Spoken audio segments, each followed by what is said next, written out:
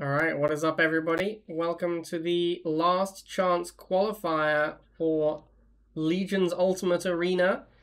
This is of course the no 2-range tournament, so anything that has 2 range is banned. As a clarification, we are talking about units and structures that can target things 2 or more tiles away. So Inferno, which cannot target 2 tiles away but can impact things 2 tiles away, that one is not banned. Kane, as a structure that can target things 2 tiles away, that one is banned. If you need more clarifications, go and check the announcements page in Discord. Of course, we do have Jeff Cat alongside us today. Say hello, Jeffrey. Hey, everybody. Good to see you. And hopefully everyone is very excited for this final qualifier. I believe this is a winner-take-all qualifier, so person who wins the whole thing, that's the guy who qualifies. Everyone else, nothing. Yep, exactly. Lost the channel. Okay, there we go. I'm just going to quickly join the first game. And then I don't think there's really a lot more else to say apart from to get it all started, right? I mean... No, we got our players in, so whenever you're ready. I've got a clarification, chat. The standings for this tournament will dictate filling all of the slots for the Ultimate Arena. So if another person drops out of Ultimate Arena, whoever comes second will qualify. So it is not necessarily winner takes all. If someone else drops out, then we will have another slot filled by the second place in this tournament. Alright, well, that really covers everything. Our first match, we're going to have Sin1 versus Duncan, Idaho. Hopefully everyone's hyped for this first game. I think we're pretty much ready to get going, actually. So, yeah. I'd say so. Let's just get right into it. Alright, here we go. The first game of the last chance qualifier, Sin1 versus Duncan. It is a nod mirror, and the scores are wrong. That's all right. Well, very interesting, right? Because we're on Tug of War, which is normally a very good 2-range map, but no 2-range to be had. So looking at the decks, we got Sin1 pulling out Shade Phantom for his heavy anti-vehicle and anti-air, and then we got Scavengers and Chem Warriors, as well as Jade. Jade's interesting, I guess, on Tug of War with the pads so close together. Maybe it helps out, but it's so hard to say, right? And then Duncan's playing more traditional deck there. He's pretty much Nod aggro with Wheels as his opener.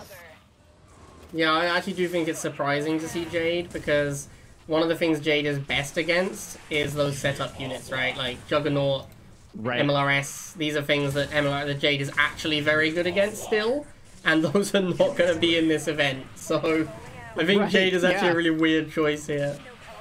But you're not going to play Fortress GDI in this format, I don't think. I'd be surprised. I mean, you can't, right? Like you'd have to play. You could play MSV Predator, I guess, but yeah, MLRS is banned. Yeah. So what are you Jade missiling here? What is the dream scenario? Well, looking like a dream for Duncan here as he's about to close out the first missile. We got that middle pad, but no, he lets the bikes get on there, and not great as those Scavengers, although they're not going to clear up the lasers, the Wheels are going to, and now he's going to push the Scavengers onto the pad. Flames make it there as well. Looking so far like it's going to be good for Duncan, but oh wait, missile about to go off, but hold on, we got the Wheels on the left pad. That lone bike, though, it's a bit of a liability. We see the bikes walk up to it. We're going to take him down. Now it's going to flip over to Sin1. He's going to be able to block that tank as well. Looking pretty good. The Wheels move over, but no, tank does make it on there, and Duncan is going to steal it after all. There we go, missile 1 to Duncan. What a throw from Sin1. I mean, like you say, that bike was a gigantic liability. He took advantage of it by getting a fresh bike squadron on the pads, then misses the block on the tank, and accidentally moves his wheels so that Duncan's wheels get on the top. I mean, missed blocks from both sides, really. Yeah, like he actively like moved out of the way of Duncan's wheels. So yeah, just huge throw from Sin1 there. Obviously not trying to disparage the guy. He's a good player, but it's hard to argue that that is probably not what he was aiming to do there. That was probably a lot of misclicks in a row. So. Yeah, I think it's safe to say. Must be blue stacks, right? Yeah, probably blue stacks. Yeah, it's probably blue stacks. Well, all right, Duncan, I mean, he's got missile number 1, of course. In a format like this where we have a lot more even-keeled decks, it's not like the late game's going to dictate one deck or the other in this case, so it should be interesting. We'll see if Sin 1 can claw back, as so far, looking like Duncan's got it. The Flames on the left move over. We got that Shade trying to shut things down, but really not doing much at all, and yeah, oh, hold on a minute, wait. Never mind. There we go. Middle pad goes down finally. The Flames win, and Duncan takes it 2 in a row. Yep, there it is. Of course, the... like as you say,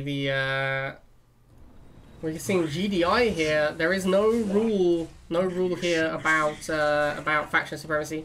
No requirement for Duncan to be playing GDI. He's just made that choice. So it looks like to me, based on the decks here, I think Duncan's got the upper hand because he's got Pitbull and Predator, which, I mean, he doesn't really need the Predator so much. I think it's more like Pitbull that's just going to be very good against the Shade. And he's also got Shocks and Jump Jets, so... you know, the chems are going to be pretty good as well, but the Shocks can beat up on those too, right? So I feel like Duncan does have the advantage. What are your thoughts? Yeah, I mean... I'm not a huge fan of any deck that relies on air, like this one is. I mean, Shade is clearly his answer to Predator tank, right? I don't want to have to answer. I don't want to rely on air when I'm playing against Pitbull. Basically, that's my general rule of thumb. I don't want to be having to use air unless it's potentially an Inferno if I have to fight Pitbulls. So I like Duncan's deck more. I think actually Duncan's deck is probably like what's going to be good in the meta here. Shock tank seems like it'll be very good with no 2-range units. And here you see Duncan is completely dominant on this first missile as well. Because Shock's not out in time to contest the chems can't contest the Shocks quickly enough. So yeah, Duncan comfortably takes that first missile there. And I think... the difference between chems and Shocks is the movement speed, right? Like, chems still move slower, I believe. Yes, Shocks and Flames got that movement speed buff. Chems did not, so I think chems are slower. Chems are slightly more efficient in terms of hit points for money. They have slightly more than 50% extra hit points on a Shock Trooper. But in terms of damage, I think the Shocks come out slightly ahead, depending on how many targets are getting hit by that Cloud. So Chems will kill Militants better, because it's 5 targets for the Cloud. But I think that in a Shock versus Chem mirror, I think the Chems actually come out a little bit behind in terms of efficiency. At least in terms of Tiberium efficiency. Of course, PopCap, they're more powerful.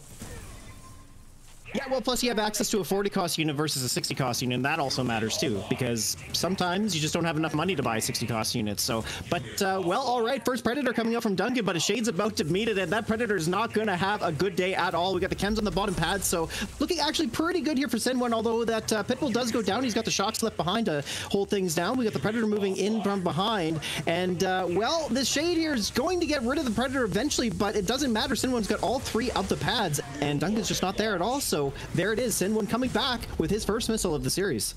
Yeah, Duncan having a few issues there with PopCap mostly. He had some dogs that couldn't do anything relevant because they weren't on pads, and it's a little bit late game for dogs to be doing damage. And then he had the Shocks up top getting killed and a single Pitbull. Oh, sorry, the Predator up top getting killed, and could not get that Pitbull in time to deal with that Shade. No, just wasn't there in time, and you know, well played by Sin 1. Just that's one of the thing about Rivals that a lot of people don't realize is there's so much going on, but it really does come down to pad control at the end of the day, and that's where Sin 1 just came out on top. So well played by him. Yep, and of course Sin 1, he looks a little weak to this Hammerhead. Like he's relying heavily on this Shade. Duncan hasn't decided to go into the Hammerhead yet, but he does easily have the money. So oh, here it is. Speak of the devil. There is the Hammerhead. I think I think this game should really be about the infantry war, though. I mean, both players, I guess they both have wheels and dogs as an out to Shock and Chem spam, but it really feels like the Shocks, whoever has Shocks or Chems on defense is going to be favored, and right now that's Sin 1. Well, is Sin 1's birthday wish going to come true? And yes, it does. Sin 1 comes back. Duncan says, hey, you know what? I'm going to let you win one here. But actually, no, Sin 1 played that very well. Very well played by him. And he makes an excellent comeback in game number 2. And you love to see that in a series like this. All right. Take it away. Let's do this. Okay. Well, game number 3. We're at 1-1. Everybody. This is exactly what you want to see in a series. Is both players clawing back because it does showcase how closely skilled these players are. So, all right. Well, it doesn't look like there are too many changes actually. I think in fact Duncan's gone back to that same deck he played in game number 1. But Sin1, having been victorious with this deck in game number 2, has decided to choose it again. And we're here on Flooded Fields, which is very similar to the Needle actually in terms of layout. So, it might work out for him. Yeah, I mean, I like going back to Nod. Sin1 has played the same deck, I think, all 3 games now. So, at this point, Duncan could just sit down and go, alright, Sin1, I'll just build a deck that counters the same 6 that you're always bringing. I wouldn't really say Duncan's necessarily done that, but he has decided to go to Nod. He's got wheels now, so he has a better out to those Chem Warriors. As first missile approaches, though, Sin1 is ahead in this bike mirror, which is what really seems to matter. Can he hold it? Oh, he didn't block! Sin1 doesn't block that bottom pad. And that's going to be it. Duncan's going to take that first missile.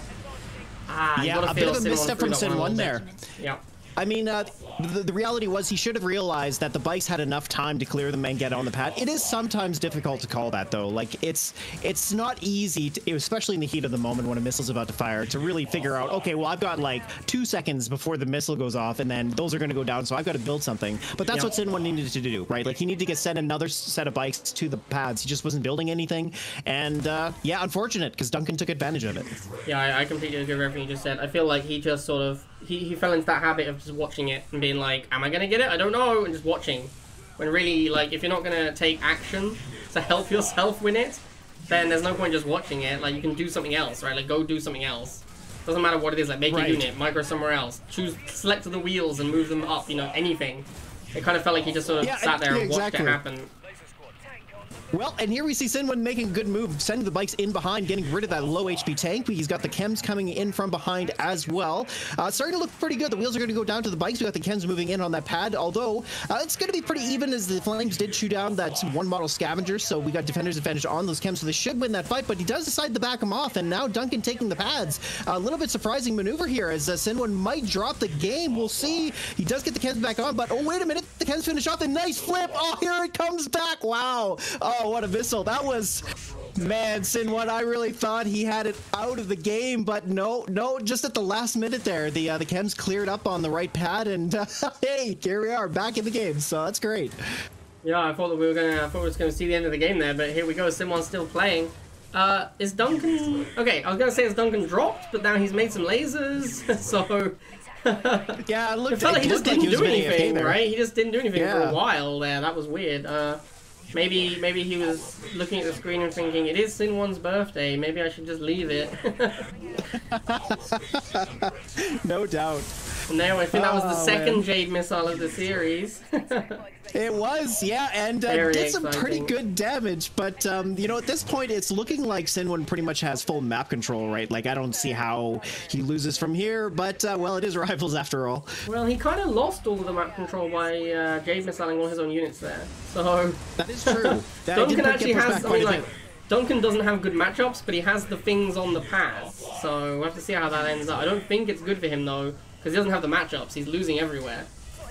All right, Phantom moves over to the right, clearing out the shade, but the scavengers are there, and they're going to hold tight against both the bikes and the Phantom, so the Phantom is beginning to be a bit of a problem as it goes down. There we are. Flames move in on the right. Will the bikes get onto the pad? We just need to get a block, and there it is. Wow, real close there. I wasn't sure if those scavengers were going to last long enough before the bikes got onto the pad, but nope. They did, and they were the heroes today because that allowed Sin1 to win game number 3, and he takes the series. Okay, no problem. So I'm in the game, Kenny's in the game, Jeff's in the game, both players in the game. I think we can actually just get the second game from round 1 underway. Let's do it. Alright, Encode versus Guderian, also round 1. Let's take a look at these decks. We've got a Nod Mirror, and we're seeing Chems again. Interesting. So we've got, Tick Tank, Chuggy, and Flamer. Wow, Guderian does not like infantry. And Encode with a more classic Scorpion Chem deck. Interesting. Well, I guess it depends on how much map control Guderian gets, right? Because if the Tick Tanks get set up, then I'm pretty sure he's favored. He's got the Flames to switch up from the Chem Buggy, because as soon as he sees the Chem Warriors come out, the Chem Buggy is going to be a lot worse, right? So he might just stick with Flames. Plus, he's got wheels. So, like you said, yeah, definitely any infantry from Encode are not having a good day in this match. But yeah, I don't know. We'll see. So the Sig Tank does get set up though, and that's going to be a huge problem for Encode because he has to rely on lasers and Scorpion Tank to shut it down. But it does depend on how well Guderian protects it. As we see, it's kind of left on its own right now. We got the bikes coming out, and Guderian so far looking pretty good. He's got the Tic Tank there, and that's going to be his first missile for sure. But you know, I don't know. This Tic Tank, he's got a second one coming out. Hard to say. It's looking pretty good though. Yeah, I mean, Guderian's been pretty much in firm control of this game. He hasn't opened a second building. He's just gone like wheel Tic Tank basically, and he's just rolled these Tic Tanks into position. A burrowed Tic Tank will beat laser because a Tic Tank has so many hit points when burrowed.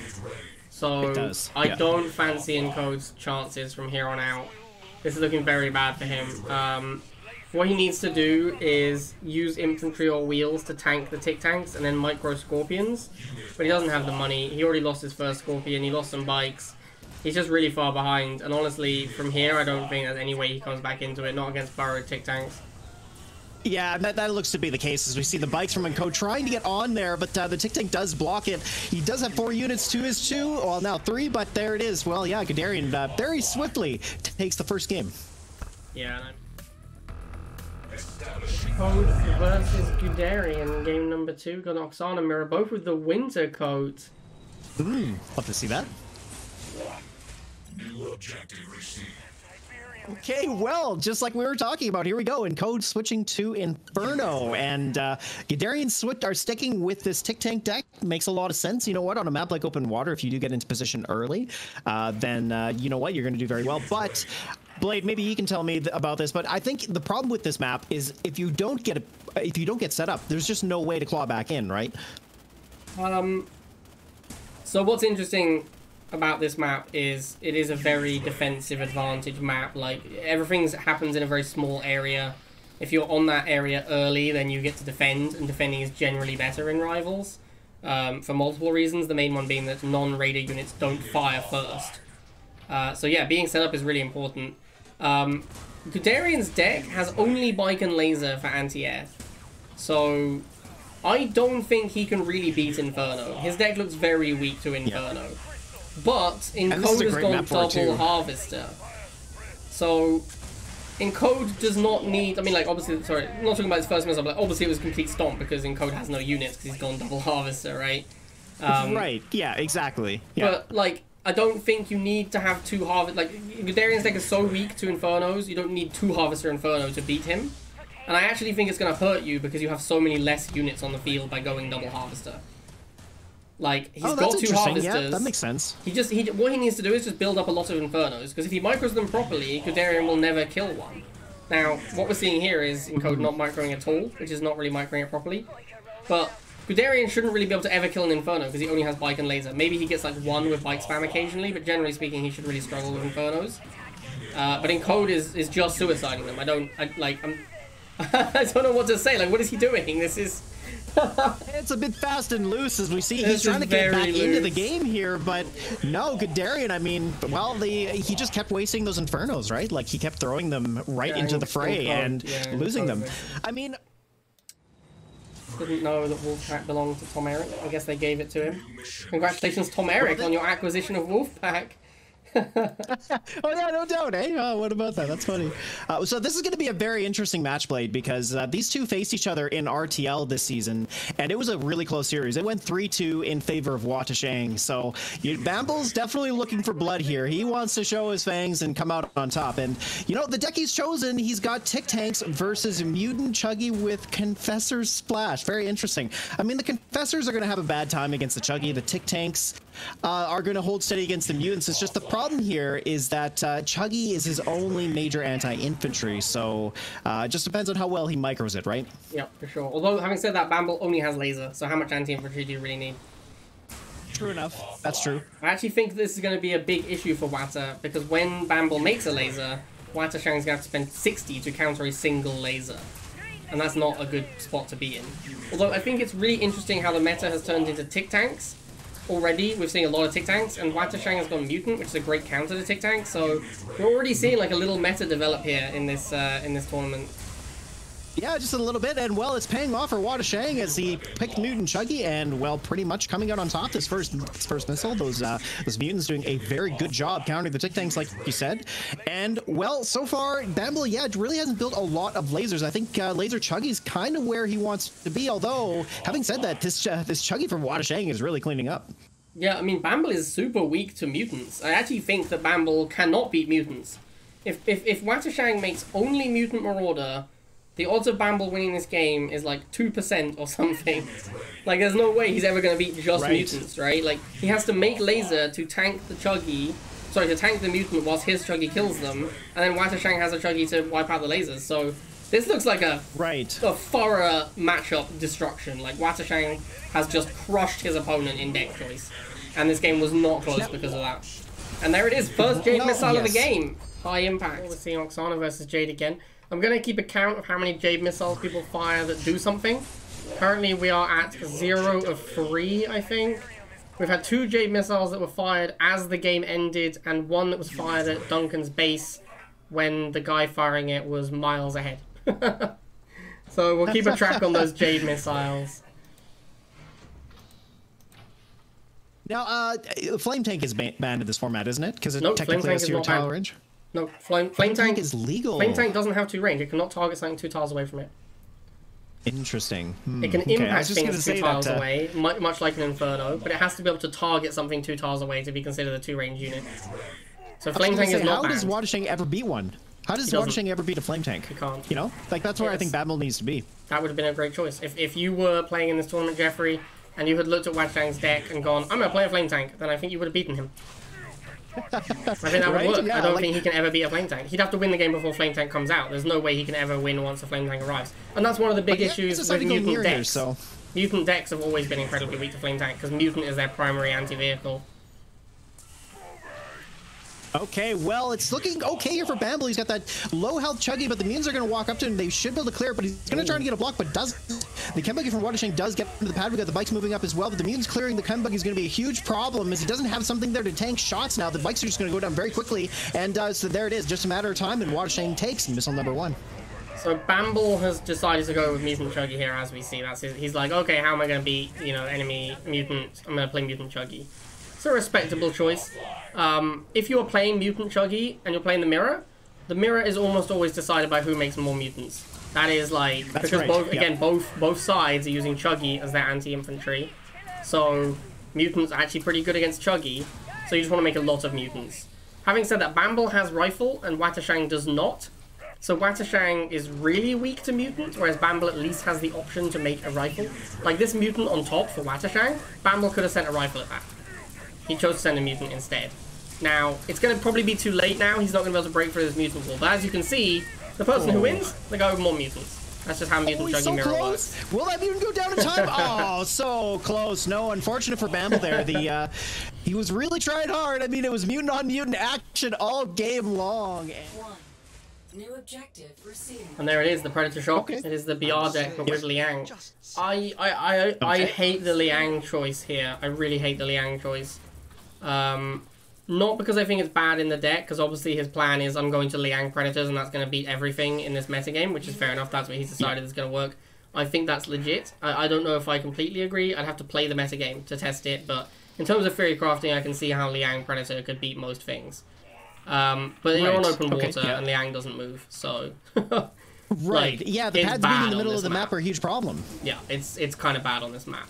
You can probably put it on the back of the pads, like, you know, like slightly to the left where you're touching 2 pads. And that'll probably be okay. It'll cover quite a lot of the battlefield, but yeah, I'm not a huge fan of Liang on this map because there's so many places you can't put it. But I do think that Predator Shot... Missile number 1. Oh, go ahead. I was going to say I think Predator Shot's going to be great, so... Well, and the shock troopers do get on that middle pad there. They are going to take down the lasers, so this is going to work out pretty well, except we've got a Cetrafod coming down. Going to try and get onto that middle pad, but doesn't get the block with the shocks from the bikes. A little unfortunate maneuver there from Popes as letting Jameis get onto the pads here, but these bikes are going to be a bit of a problem as they are going to eventually go down to this Predator, and just like you said, Blade, Predator Shock is going to do very well here, as now with enough time on the clock, as we had about 20 seconds of stall, this has allowed Popes to get that combination online, and here we go. We got the double flame, or double shocks against the the Flames. That's going to win that matchup. And now the Predator tank's going to take down these bikes here. It's just a matter of time before he secures that middle pad, and then it should be Pope's missile here. Yeah, I mean, I feel like Pope's let JMS back on the pad. He didn't really have to do that. He could have blocked with the shocks, but he missed it. But it doesn't really matter. Definitely, because, yeah. like, look how, like, JMS just can't kill a Predator tank. He needs Shade. Like, Shade is his answer to Predator tank. There's no way he can get to his third building on the first missile because he went bikes. So, he now finally has access to that Shade, but Pope's is reasonably far ahead. And I think if that first Shade doesn't get some serious work done, yeah, there's already a Hammerhead because of the Venom, so it's going to be hard for JMS to clear out this Predator tank. Unit ready. And there's the first Liang. Here we go. Liang drone. Yeah. I think that's good. I was going to say, while you're saying that that it wasn't a good choice, I was going to say Caster's Curse, right? It's probably going to do something, but actually so far not really. I mean, actually, well, hold on a minute. The bikes did go down. It's not been great, you're right, but well, it is going to heal up this Predator tank a little bit. It is actually the Venom doing enough vehicle damage to stop the healing on the Predator. Very interesting, never seen that before. Yeah. And right now it's actually giving it a little bit of extra value against these bikes, so that is good. But of course he does need to get a fresh one out as he has it coming up from behind. This Pitbull, yeah, it's just like you said, he really just cannot beat Predator tanks. Yep, the Predator, I mean, he hasn't made a Shade yet, to be fair, which is his answer to Predator tank. And I'm actually really surprised by that. I don't know what he's waiting for. Like, he's losing to Predators over and over and over and doesn't make a Shade? That seems insane to me. Like, where's the Shade, man? It's like he's trying to play Venom Laser, but you can't beat Pitbulls with Venom Laser. So, he's gone Stealth Tank here? What are you doing, JMS? This was yeah. why not make a Shade, man? Why is it in your deck if you're not going to make it? Frozen Road, that's the map. Frozen Road, yep. So I'm guessing, is that Jackson I see? Popes has already abandoned Liang. That was it. One game was enough for him. Yeah, and it wasn't even a great map for it, but I mean, it just, yeah, like you said, with the pads being in the middle there, it is really difficult to put the Liang drone in a good spot. Here on Frozen Road, though, you do have some actual good spots. So maybe I was surprised, but yeah, I guess he just felt it didn't work for him, so. Yeah. I mean, I don't blame him after the performance of Liang in that last game, but I don't think that was necessarily Liang's fault. I think it's like a bad Liang map. It's like it's an awkward Liang map, and then like he only really tried to heal like a single Predator. You kind of need to roll back the Predator that's damaged, move in the healthy Predator, and then heal up the damaged one whilst the healthy one fights, and then you can move the healthy one back, and you can heal them both at the same time. That's how Liang gets value. Like if you watch Peter play Liang, it's a work of art. It's very difficult to pull off, though. Like, not many players. I think Peter and maybe one other player I can think of is good with Liang. But, well, speaking of good, I mean, JMS is already looking pretty good, but we got double Pitbull on that middle pad from Popes, and we got the Rifleman trying to sneak around the back. He pulls the Harvester as well. JMS, nice move there. Very good. But got blocking for the bikes, and... oh, that's unfortunate. The double Pitbull there is going to clean up the bikes there. All he needs to do is just get on the pad, but the boosted dogs clear up those little riflemen there, so he doesn't have to sit there and micro them, which I guess, yeah, fair enough. But so far, just a big fight for this middle pad, and like you said, Blade, that Harvester pull is going to cost him huge. Look at this. He doesn't have enough money anymore to even get into bikes, so he's having to rely on lasers, and these shocks are now going to chew right through them. That should give Popes dismissal. Yeah, I mean, interesting to see the rifle at the top sneak on, and then Popes had to boost the dog to kill it in time. That's an awkward feeling for Popes there. But this Harvester pull from JMS, he's completely broke. He's even realised he's given up on it. Look, he's just moved it. Yeah. Way too early a Harvester pull. No way you could afford that. You just can't pull your Harvester for that long, and it puts you too far behind. And if you look at the economy right now, Popes is 150 TIB to GMS 70, so you can see the impact of it right there. But really more, it was just that he couldn't build expensive answers that he needed to contest the pads, so just really gave it up and prolonged the game, which I guess might help him out, but yeah, not really. Yeah, and also, like... the value on field for Popes was higher as well, right? Like he had a Pitbull and two shocks compared to some infantry from JMS. Exactly. Yeah. The militants were just not going to pull it together, and shocks were just going to be way too good of a unit at that point. So he needed Venom to try and pull that back. But then the Pitbulls would just shut that down. So yeah, it was tough there for him. But well, you know what? That was only missile number one. JMS can make his way back into this game. We see Popes here just doubling up the Pitbull plan. Pretty much Pitbull shock is all he's really needed. It's a bit of a contrast from the first game where Predator was such a beating, but here Pitbull and shock is just pulling it together for him, and looking pretty good. We got the clock about 2/3 charge. charge for the second missiles. So, yeah, I don't know. JMS, he's just not doing a whole lot. He's got a lot of money in the bank, kind of like game number 1, but just isn't doing a whole lot. Hey, man, there's a shade, so I'm happy. Hey, all right. He's realized there's shade in his deck, and he started making them, so I'm ecstatic about that. Well, this might work for him, but that shade's going to go down. The boost of people, and now, yes, a Hammerhead 2 coming in from behind is going to clear out this shade. The bikes are going to help, but of course, it's not going to be really enough. The single Pitbull should be enough to hold steady. We've got second bikes coming out as well. Neither player really fighting for either pad, but the Hammerhead does go on the far right. The laser should clear it in time. Bikes are going to get there as well, and oh, it's so close, but no, what? Wow, the lasers just did not fire in time. That was crazy. Okay, then Popes just clears it out and wins. See what we've got here in terms of decks. New objective received. Oh, triple air GDI. Interesting. Nod is very weak to air. Oh, and interesting that he's gone with Mohawk. I kind of feel like Mohawk is good versus GDI and bad versus Nod because of Stealth Tank. So I don't know if Mohawk for sure is where I'd want to be. And Bulldog is playing Mutant Chuggy, which has Stealth Tank as anti-air. So I think Omni is very far behind in this matchup because Mohawk is going to be a huge liability against Stealth Tank. It is, yeah. Like, and he's using drone swarms to clear out the mutants as well. Like, he's got both air units to clear out 2 of the key units from Bulldog, but Bulldog has 1 unit that'll clear out both of those. So that's a huge problem for sure. And I don't know. I mean, Omni's got Solomon, but Solomon's not going to be really that helpful, right? Because we're here on a pretty split apart map. All he can do is really flip a pad with it, and maybe it helps him in that regard. But it's still going to be tough. Bulldog's a smart player, so yeah, it's going to be pretty challenging for him to win this, I think. Yeah, and even a direct iron cannon on a stealth tank can be dodged if you move quickly enough, so I don't really see this iron cannon being great. He does have drones. Drones are a huge nightmare for Nod to deal with. There's just like no Nod unit that can kill drones quickly. Most of the time you just have to use bikes. That's like the best thing you can possibly make. So here we see the first stealth tank coming out. Is he going to go for the Mohawk? Yes, that makes sense. I would have done the same thing. Go straight for the Mohawk, ignore the drones. I like that play. It looks like he's going to have complete control of the pads by doing this. I mean, Bulldog, so Omni can't get to the far right. He does almost trade off the stealth tank though, which is a big hit for Bulldog. They are expensive. He can't make a lot of those things. Is, but I mean, it did win in the missile, right? So the cost almost nearly pays for itself. But it is a unit, like you say, that you do want to maintain. So unfortunately, losing the volley there, does have to back off that stealth thing completely, building another one. So he's got 2 very expensive units on the field. That Boogie as well going down, very low hit points. So now Bulldog just slowly refreshing his units, getting himself back with some fresh units here. The stealth tank here is his key unit, really. So having 2 of them isn't such a big deal, really. I mean, it'll do well against the Pitbulls too if it needs to be used for that. But unloads on the drone storm, and these 3 Mohawks really trying to cause some havoc, and they are pushing these stealth tanks back, especially that one down there. He's trying to get some extra value out of, but not really able to get into a good enough spot. And another Mohawk. Oh man, this is crazy. I've never seen this before. I like this idea. He's just going to make a lot of Mohawks, like enough that Bulldog can't clear them all, and that is kind of what's happening. Bulldog just can't kill them all. I'm really surprised to see Bulldog has not made a single laser troop against these Mohawks. Oh, he gets back on the pad. Oh, iron cannon come in time.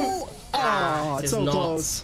I felt like Omni was had a decent. It was going okay, but just the Mohawks, man. Game number 2. Can Omni pull it back? This is a best of 3, and Omni's dropped the first game, so he is down 1. He's got to come back here to try and win the series. And of course, Omni, a very smart player, like we were talking about. He does come up with some interesting strategies, and well, yep, definitely come up with another very interesting one. We were talking about this. Would Fortress make an appearance?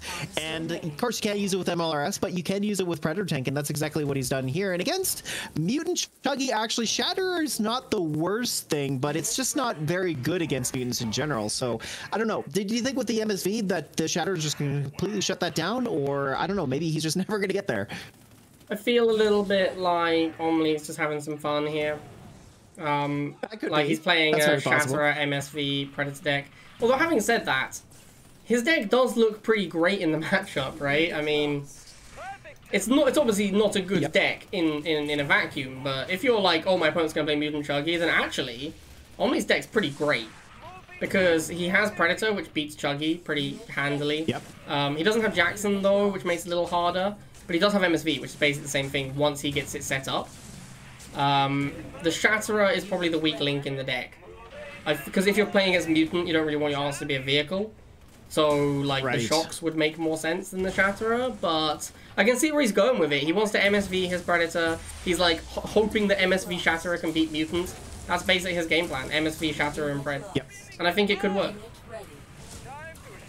Certainly could. Like, the one thing about Shatter is it avoids damage from the chem buggy, right? That's the main advantage it has, but overall, damage-wise and just in terms of effect, it is worse than Shocks, so I do agree with you in the end. But here we go. Well, Bulldog getting that middle pad very well secured with those just lone bikes there. Shatter just really not having any deal damage at all, cannot clear them in time, so Bulldog takes missile number 1, but this is not a game plan where Omlead is really worried about losing missile 1. It's really just more that he needs to get map control, and that's what he's fighting for right now. I agree completely. I don't think Omlead is that fussed about losing the first missile. What he's fussed about is how much value he gets from that Liang, and he got a lot of value from that first Liang. I'm really surprised he hasn't made the MSV yet. Oh, there it is, as I say it. The MSV feels like it's critical to his game plan. He needs the boosted Shatterer to reliably beat the Mutants, and he needs the boosted Predator tank to smash bikes and chuggies. This Shatterer, man, is so brutal. Even the boosted Shatterer gets wrecked by Mutants. What a sad showing for it, honestly. It had the drone on it, plus the boost from the MSV, and it still got wrecked. Oh, man. Well, although, having said that, once it does get into defensive positioning, it does a lot better, so it's hard to say. I mean, the back pad is being held very firmly by those militants. Only not really able to push up yet, but now with this MSV in line, he's got that Predator tank with enough hit points. It should be able to tank that middle pad. Pun very much intended, by the way. And there we are. Missile number 2 goes off, and Omlead takes it back. You'll love to see it. And this, I think, is where things start to get very good for Omlead, because now he's won this second missile. You can see Bulldog ran out of money on that missile and he stopped making Mutants. Obviously, like, Omlead just wants, Bulldog wants to just make loads of Mutants, but he ran out of money and just couldn't make a Mutant. And now look at this boosted Shatterer on defense against the Mutant. This is going to perform way. I was going to say it's going to perform way better, but actually it barely won. So, like, that really wasn't that impressive. Like, it's almost dead, and they cost the same amount.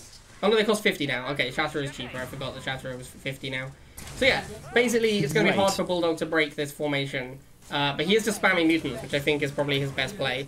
Very nice Liang drone into the unpacking MSV there from Omlead. I like that a lot.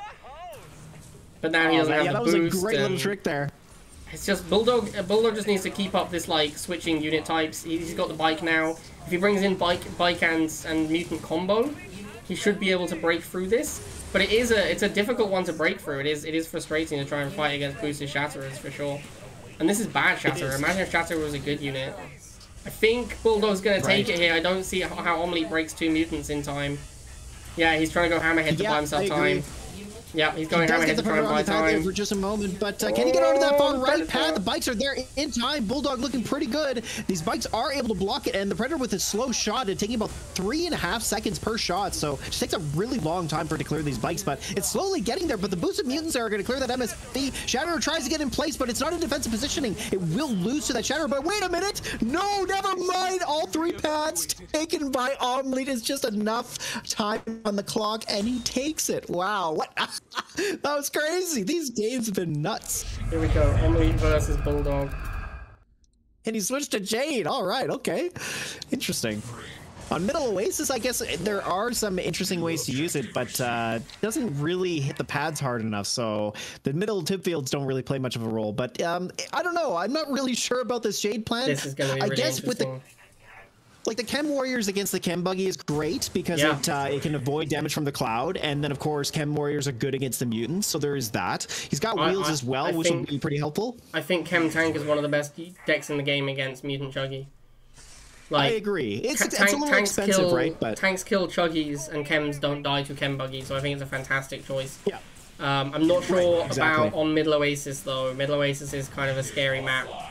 And then Bulldog's gone for this bike rush, only responding with a tank, which I think is a respectable choice. But then Bulldog has fully committed by going barracks. Omlead is never going to make it to chems because they cost 90 to tech switch into a chem. So I don't think Omlead can no half. Oh wait, he has rifles. I thought there was lasers, but they're rifles. Oh, this changes everything. Those are riflemen. Hold on a minute. Well, can he take this pad, though? He's trying to inch for it, but the lasers are getting a nice block there. Yeah. Good micro from Bulldog. The lasers, even with the slower movement speed, were able to get the nice block there. So that gave Bulldog the first missile, of course. They are both no harv, though. So this game could very easily swing over to one player very quickly. I'm baffled. I think maybe even Omlead forgot he had militants, because it took him a long time to make them. And it's such a cheaper tech switch to go into militants that he could have done that ages ago. So I wonder if Omni forgot that he had the militants, because he could have tech switched as soon as he saw lasers, and that would have been great. He also took a bunch of damage on his front Scorpion, trying to get that onto that pad, which was not great for him. Like, at that point, he probably should have gone, okay, I'm not getting this missile, I want to protect my Scorpion. I'm also amazed that Omni, who has money for a Harvester, still hasn't made one. I don't think his deck functions that well no-harv, because he wants to make 70 and 60 cost units, but he's just decided to fully no-harv it. Ooh, it looks like he's going to get punished for it a little bit here. He did, yeah, he let the lasers onto the pad on the far right there, and... Oh, it's so close! Will that take through the bike? Nice dancing from Bulldog, and... Oh, the bike block from Bulldog just buys him enough time to... Round 3. I didn't know Paflagon wasn't already qualified. Has he just not played in many of these? I don't think he has, yeah. I mean, I'm sure if he did, he would have been, like, he's a very good player, so he probably would have qualified by now, but here we go. Bike rush. Many hypes were had. Oh, unfortunate. Into a Harv, too. That's, that feels bad for Paffy G. Paflagon's a barracks opener, though, so he should be fine here. Like, he's immediately defended his Harvester and pulled it back. Swez either needs to commit by going rifles or try and build his own Harvester at this point. Building his own Harvester is scary, though, because, oh, he's gone for Chuggy. Oh, I think this is worse than going rifles, honestly. Well, the only thing is, Paflagon, like, what does he have to deal with the chem buggy, really? And that's bikes, and then he's got Shade, and Shade he's not going to get to for a while. So this chem buggy will actually stick around for a little bit, but, I mean, I don't think he's going to get this Harv kill, although, actually, never mind. He's got it, yeah, he's got it. That little extra damage from the chem buggy was just enough to allow the 2 bikes to clear up that Harvester. So actually, that kind of worked out. But like you said, building a Harv when there's a whole bunch of when you don't have map control on this map is a pretty big feels bad moment. But looks like he's going to get it set up. Yeah, chem buggy, another unit which has surprisingly high vehicle damage. Like, it does. I'm always a little surprised by how much damage a chem buggy puts out. It has the exact same amount as a chem warrior, believe it or not. Really? Like vehicle damage? Yep.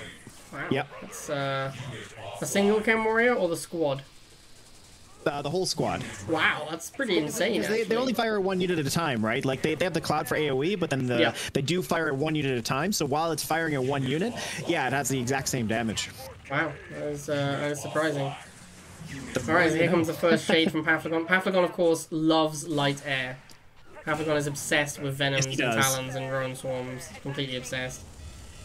Yeah, so this is exactly where he wants to be, and well, looking pretty good on the pads. You got that Shade clearing the bike there, moving up onto the far right, the Venom clearing the Rifleman up at the top. Shade moving in, it isn't fully reloaded. The bikes get there in time. The Shade plus the Venom, though, kind of interesting. It should chip enough of the bikes away to clear them in one go, but he split up the volleys, so it's not going to be the case, but he does get the satchel ball down there. The Venom's going to hold against those bikes for just long enough, and there it is. Paflagon 2 with missile number 1. Yeah, Swez kind of overly action-taxed there, which is Paflagon basically didn't have to put any effort into the top pad. He just had his units AFKing there, fighting, like his Shade and his Venom. Yeah, so Paflagon was spending all of his time trying to move on to the bottom left. Swez could not block him and move on to the top at the same time. So when he took his hand away from the bottom left to block, to go and grab the top pads, he let Paflagon onto the bottom one, which ended up costing him the missile. Right. Obviously, he has to get on the top pad as well. Paflagon just put him in a position where he could not win that missile, basically. So, good job by Paflagon. Yeah, that's got to be real tough, trying to micro 2 blocks or trying to get 2 units onto a pad on a map like this where they're so far apart. I mean, it's pretty hard to pull off in general, but on a map like this, it's got to be extra hard. Yep. We're seeing Swez with the classic bike spam. That is the nod go-to when you are confused and scared. So just keep making bikes. That's right, exactly. Just make bikes. Absolutely. Yeah, and you know, it's kind of clawing him back into the game a little bit. We've seen most of the Shades go down now. There's still that 1 left. Harvester nearly almost gone, but it might actually even work out for Swez where he gets that extra pop cap, and it might even help him out. That said, though, he doesn't have a lot of money in the bank, so maybe not. Oh well, so we get the Shade coming down, Setropod coming down maybe a little bit early, as he might want to use it to try and take a pad, but instead he tried to use it for its combat power. And we see a Chem Buggy now inching forward, going to clean clean that up. So big tib loss for Paflagon too. He is going to be able to get on that pad, but a Shade coming in from behind. We've got the bikes on the left from Swess to stall the missile, but the Shade here is not fully reloaded. It's got 2 missiles, is just enough to clear that chem bucket. The laser's moving on as well, just stalling, but it's looking pretty good here for Swess. I think he might be able to clear it back, but no, never mind. We've got the Shade on the left. Mutant's not able to really get there in time, but hold on. Oh man, this missile's just going absolutely crazy. A lot of back and forth action on the surprisingly spread out map, and looking pretty good for both, but a Harvester build by Swess. I don't know. I mean, he might need the money, but he also might need the pop cap as he's not able to fight for the pads. Shade now coming on at the far right, and that should be it. There we go. Paflagon 2 finally coming out ahead. Swess, what a fight. What a battle. He really tried so hard to come out on top there, and what a tug of war that was. Here we go, game number 2. We've got Jackson. Yeah, there you go. They both switched. Jackson versus Solomon. So Paflagon has been recently adjusting his gameplay style with the GDI. I've lost a few games against him recently. To be fair, they have been with me on Nod, so you are weak to air. But Paflagon has been going like early double harvester and making a lot of orcas and iron cannons. That's been his thing lately. So I'm interested to see if he goes for that same strategy here. I don't know if he does it in a GDI mirror, because obviously like Swess has pitbulls, so Orca is a lot weaker. Swess also has Hammerhead. In fact, Swess has gone for Shock Hammerhead, which is exactly what I do when I'm playing against Paflagon too many times in a row. Because Paflagon always uses light, air, and missiles. So if you have a Hammerhead and a Shock, that usually is very good against Paflagon. That makes a lot of sense. I mean, the APC might be the only pain point there for Swess, because he doesn't have something like Predator and Orca. Granted, it does 2,000 damage in one volley. APC has 3,300 health, so you can do the math. It clears a lot of it out, but it doesn't really contest that well, because you do have to back it off, whereas the Predator can keep contesting. But yeah, I mean, still though, it might work out for him either way. It's looking like Swess is going to take this missile. We've got that Pitbull doing some real good work, of course, like we were talking about before. That is one of the problems with playing Nod. Drone swarms could be a pretty big issue, but not for the Pitbull, not at all. But Paflagon does get his first Orca out. He's going to get up onto the pad. He clearing the Pitbull there. Had 2 low hit points there, and unfortunate is it allowed Swess back into the game here. And well, all right, Swess is missile number 1. Yeah, and Paflagon couldn't take that missile, even with the multiple low man dogs. Paflagon was not able to take that missile, and I just want to say, Shock is where you want to be against Paflagon. Shocks, Pitbulls, Hammerheads, those are like the absolute best units in the game against Paflagon. And that's why Swess has brought a deck that has Shock, Pitbull, and Hammerhead. And you can see it's doing a lot of work for him. It is. Yeah, exactly. Well, and I gotta agree with you. I mean, the Shocks have enough hit points that they can last quite a long time against the Drone Swarm. Enough time for Swess to clean them up with these Pitbulls, so that's working out quite well. These Talons doing a pretty good job as well. Although, I mean, their fire rate's a little bit slow. That's where the Hammerhead is nice, because it does fire rather quickly. So that is one advantage it has. And well, I mean, there it is. The first APC now coming out, but it might be a little bit too late. He does have it on that far right pad, so it's going to hold that pad pretty well. But well, maybe not. Paflagon got those 2 pads pretty well secured. The shock trooper, the boosts aren't going to be in timely enough. The Pitbull does make it there, but doesn't flip the pad over, and that gives Paflagon missing it too. Swess had that Talon sitting off the pad the whole time. And then he tried to move it at the same time as the Pitbull. I think maybe he was going for a flip, but he mistimed it, and he would have been better off to stall the missile with the Talon. Like, if he just stalls the missile with the Talon there, he would have won the game, I think. So, kind of a throw from Swess. I don't know if he just, like, misticked the Talon, didn't realize it was there, or if he was actually trying to time a flip. But if he was trying to time a flip, he left it too late and messed it up. And now it's going to be really awkward for him. Against a guy like Paflagon 2, you know, sometimes you just forget things in the heat of the moment, right? Paflagon 2's got some pretty good micros, so... But yeah, you're right, exactly. That's pretty much what he needed to do, and he would have come back there. Now we come to the issue which you brought up at the beginning of the game, which is that Swess can't beat APCs. Unit lost. And there's we see 2 APCs on the now. field, and look how hard it is for Swess to break them. I don't think he cracks these things before the game ends. I think this is it. I think Swess loses I don't think so at all. Because even then, like, if you can't clear the missiles in time either, so this ion cannon, a little bit of a flex from Paflagon. As interesting, you know, the funny thing about using ion with APC, of course, is that the APC is still alive. Your missiles come out, so you get you basically flip it over, right? But yeah, well, you didn't even need ion cannon this series at all. I mean, the APCs were really the strong point at the end there. All right, Gunshark versus Boswell, game number 1, and we got Seth versus Oksana. Surprising to see a lot of Seth, actually. I thought. You know, because I thought the matches were going to be a lot more evened out, that Oksana might be a better choice. Like, I just don't know what Seth really does these days, actually. I agree. Seth feels very underwhelming at the moment. The thing is, Seth, I think one of the large reasons Seth is bad at the moment is because everyone's playing like Chuggy and Inferno. So you make your drill pod and the Chuggy rolls over and annihilates it, or Inferno bombs it. But everyone seems to be moving into tank decks now for this metagame. It seems like tanks are really popular, and actually, if you're both playing a tank mirror match, Seth's pretty good. That's true. Well, I mean, just to break up the lasers, I suppose, right? Well, and also because, like, the response to a drill pod will often be, like, a wheel or a flamer that just doesn't kill your flamer in time. So you drill pod on the back path, and nothing can get there and annihilate your flamers. Like, they will actually do something for a while, which is super relevant. Totally, yeah. Definitely.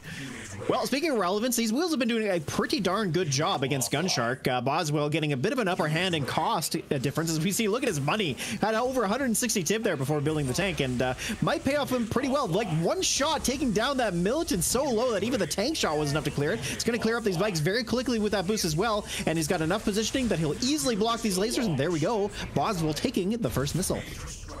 Very nice play there from Boswell. Really just overrunning the wheels with, the flamers with wheel and tank. Yep. Which is, you know, it's kind of a beating. If you're making a bunch of lasers and you're losing to only War Factory, that's gotta feel bad. I mean, this matchup is pretty interesting, right? Because Gunshark's got tick tanks, and here we see the first one coming out finally. A little bit late, but, you know, better late than never, I suppose. And Boswell, he doesn't have any lasers of his own. Now, lasers aren't amazing against tick tanks. Tick tank, I think, wins 1v1. He has to rely on shade, so his answers are a little bit expensive, but I don't know. What do you think? Do you think the shade is actually going to help him out here? Because, I mean, the burrow tick tank, look at that, a full volley. Barely tickles it seems like. Yeah, I mean, I like Boswell's deck. Obviously, burrow tick tank is going to be a nightmare. He has to push and make sure tick tanks don't re-burrow. But if he can do that, I think Boswell is actually, like, his deck's pretty favored. As long as he can maintain control of the middle and prevent tick tanks from getting burrowed, I think Boswell should be able to take this down. Yeah, that makes a lot of sense. And so far, he's been doing a pretty good job. That missile was so tight. The bikes there from Boswell nearly making it onto that far right pad. The timing just wasn't so. And yeah, unfortunate, as Gunshark had all three pads secured, so that allowed him to take the second missile. But you know, the one thing, like we were talking about before with Tick Tank, is map positioning is very important. And right now, Gunshark doesn't have that. So this could allow Boswell right back into this game. Yeah, and Boswell now has Phantom. Gunshark's only answer to Flamer is Venom and Rifle. So if Boswell makes multiple Flamers and puts a Phantom near them, which is what he's doing right now, I don't see how he loses from this spot, honestly. Yeah, I agree, right? He has to use Venom, and of course the Phantom is going to clean those up very quickly. It's 100 for 30, which is actually pretty reasonable. It's not like going after laser drones or drone swarms. The Phantom will actually do a pretty good, effective job there. But, well, what matters here, the drill pod comes down, a tank is there to stop it, but doesn't actually block it. Lasers get on the far left and stall the missile. The Phantom makes it on there as well, but it doesn't matter. He moved off the pad with the tank. Unfortunate, as it allowed Gunshark to take that third missile. Wow. Oof, beating. Gunshark taking on the Boswell. Game 2. Ooh, we got the Solomon. Are we going to see the mighty Reb Solomon that Gunshark loves so much? We are going to see the mighty Reb Solomon. Wow, this deck I think is not good anymore. I do not like the Reb Solomon anymore, but I'm interested to see what happens.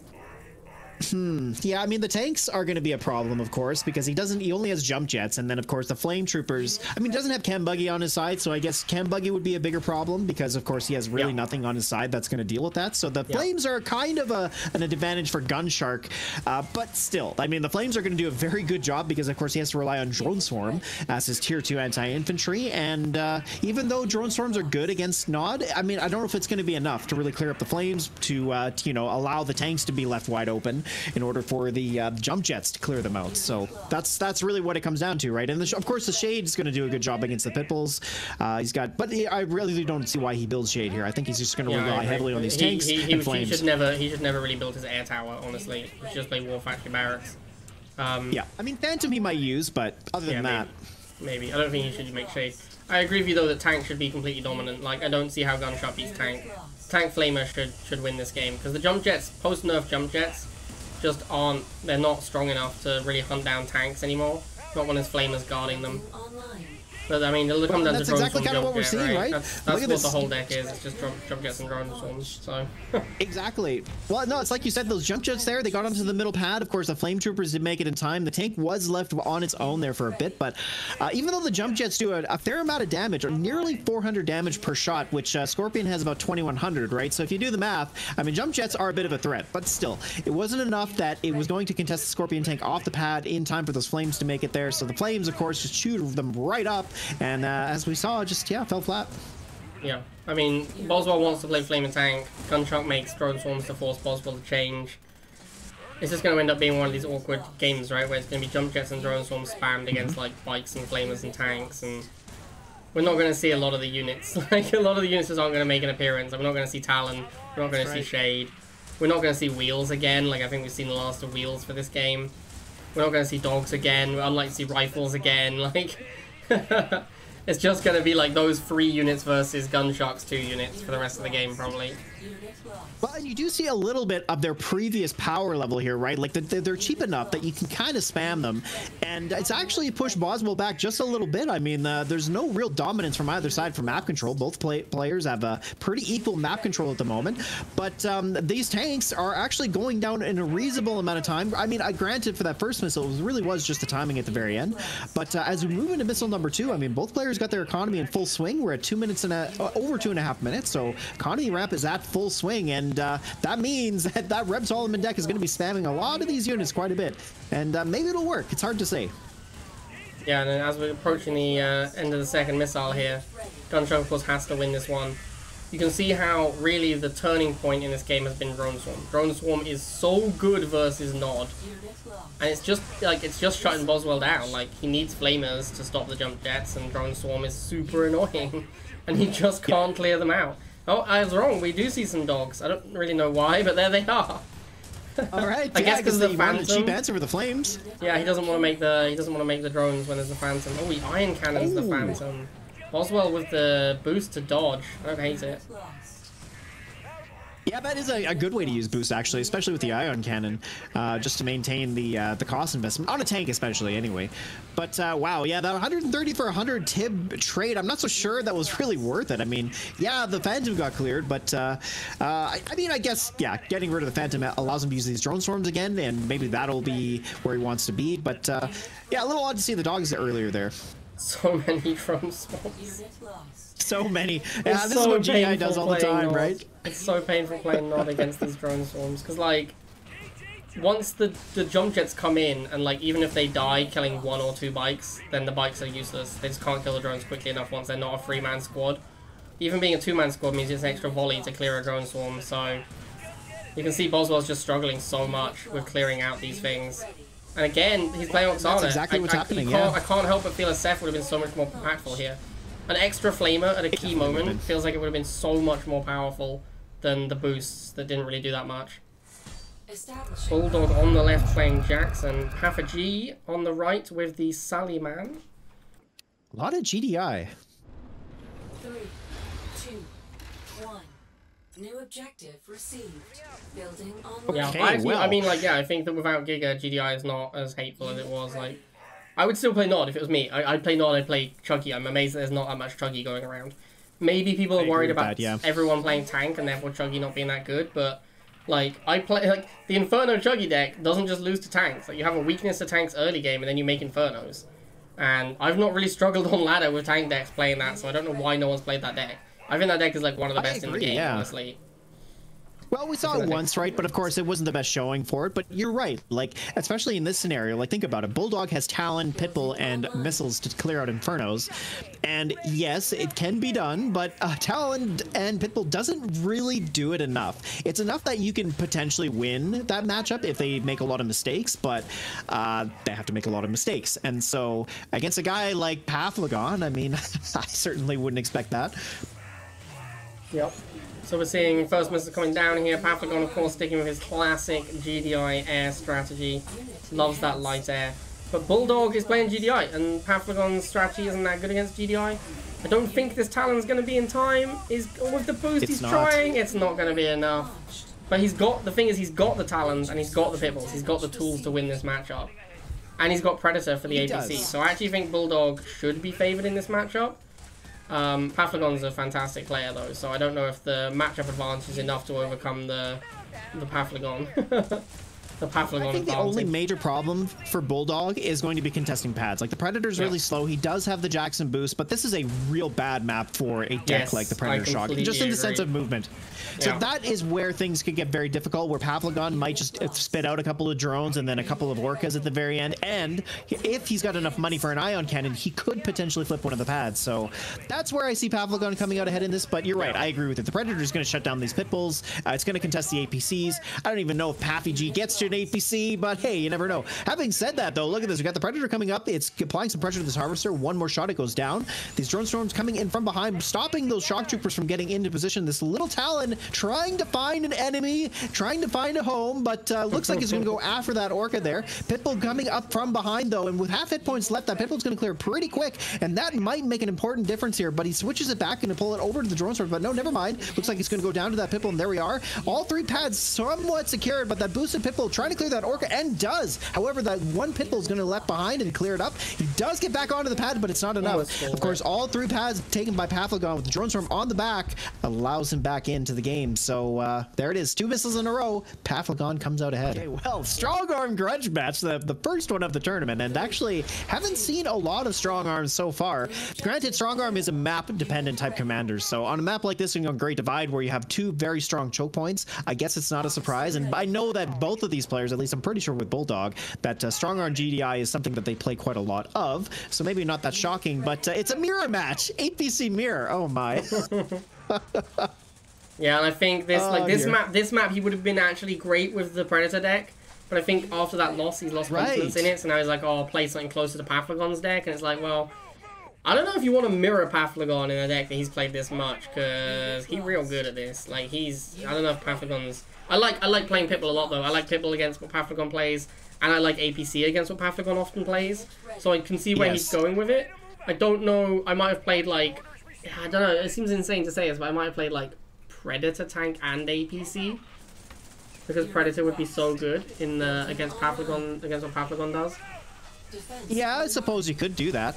Well, okay, well, first missile coming down, of course, in the mirror match, that's really not that important, but we'll see who ends up taking it. We got that turret on the far right, clearing up the drone storm, does move them back just in time before the turret clears them out, so he secures that pad. Didn't matter, though. Bulldog didn't contest the left pad at all anyway, so Paflagon very easily takes that first missile. Yeah, I mean, Paflagon kind of had control the whole time. Bulldog, I think, waited a little too long on that turret. Also, he need you need to go when you saw the drone storm. You need to like quickly go for a Pitbull and then some missiles, because you know Paflagon's always going to follow up with that drone storm with an Orca to try and kill your Pitbull. Absolutely. I also think something we didn't see. The drone storm tech switch was a big deal. Sorry, go ahead. I was just saying that the drone storm tech switch as well was a big deal there. Yeah, you need to go Pitbull as soon as you see that, and then get a missile trooper for the incoming Orca. I also think that a mistake Bulldog made was trying to get on. He kind of like was fighting over both pads. If you're behind because you're against like a fast tech switch like air that you can't block, it's better to just put everything you have on one pad and try and stall the game until you can take control. That's a very good point. And well, Paflagon too, again, just like the first missile, had a real easy pad control. It is going to be Boswell versus Bulldog. This is the 3rd place match. This is relevant, as Jeffrey was saying, this is relevant because if people drop out from the finals, then we'll go on the seeding here. So it will be, but the winner of this could potentially get in to the finals if 2 more people drop out. Exactly. Well, let's take a look at these decks here. So Boswell sticking with that same deck he played in the previous series, where he's running no lasers, running Flame Wheel, Tank, and Shade with Phantom. An interesting deck that looks like it's trying to answer as many things as possible. And then Bulldog pulling out good old Mutant Chuggy. And, well, we've talked about this a lot, right? The Tank Flame deck generally has an advantage over the Mutant Chuggy deck. But is that really only true for Predator Shock, or do you think Scorpion Flame also fits that? Sorry, what was that? What does it fit? Well, just as so Scorpion Flame versus Mutant Chuggy, right? Like Predator Shock has an advantage because Predator 2 shots the Chuggy, but Scorpion 3 shots it. So I'm thinking, does it have the same type of advantage? Yeah, it also dies quicker to the mutants than the Predator does. But yes, I think you are still favored. As long as you have a tank, you have a Raider unit that can kill that Chuggy, I think you're favored in the matchup. Well, and looking pretty good so far. We got the Flames moving up with the tank, and that's exactly where Boswell wants to be. He wants to be doing his Flame Tank combination and doing a great job getting positioning against the Chem Buggy as well as the Mutants, getting favorable matchups on both sides, and now actually even getting a little bit of extra push against the Harvester because he's just got so much map control, getting those great matchups, and well, because of that, allows him to take missile number 1. Yeah, I mean, this, like, what we just witnessed there is exactly why Flamer tank is favored. The tank ran down the Chuggy and the Flamers killed the mutants whilst the Chuggy couldn't protect them. Like, I actually think that Bulldog is so far behind now, losing the second Chuggy as well. I think this one's over. Like, it's going to be so hard for him to come back after losing the first mutant and the first 2 chemical buggies without really doing anything. And he just lost his Harvester. This feels... Bulldog's going to need to really... it's going to need to be a miracle on 34th Street right here. Absolutely, yeah, you know, you're right. Like, without that economy to support his expensive units, I mean, mutants cost 60, Chuggy cost 60, so it's not cheap, and not having the money to be able to spend it may be a problem, but that said, it's all about these pads. The bikes go down, but that middle, oh, never mind, sneaking those booster flames on there is going to clear up the mutants, and well, there it is, Boswell flipping it back in his favor, and that's going to be missile number 2. Looks like Boswell's gone for the same thing. Bulldog, has he gone Mutant Chuggy again? I think it would be risky, but this map is probably a little better for Mutant Chuggy. He has gone Mutant Chuggy again. I'm not a huge fan of this. This might just be a case of Bulldog doesn't really know what else to do. He's like, this is the deck I'm good with. I don't want to play something I suck at. Even if the matchup is bad for me, I think I'm better off just playing this one better. That's a totally legitimate thing to do. Boswell probably doesn't feel the need to change deck because he won. So he's like, well, if he brings the same thing, I'll just be favored again.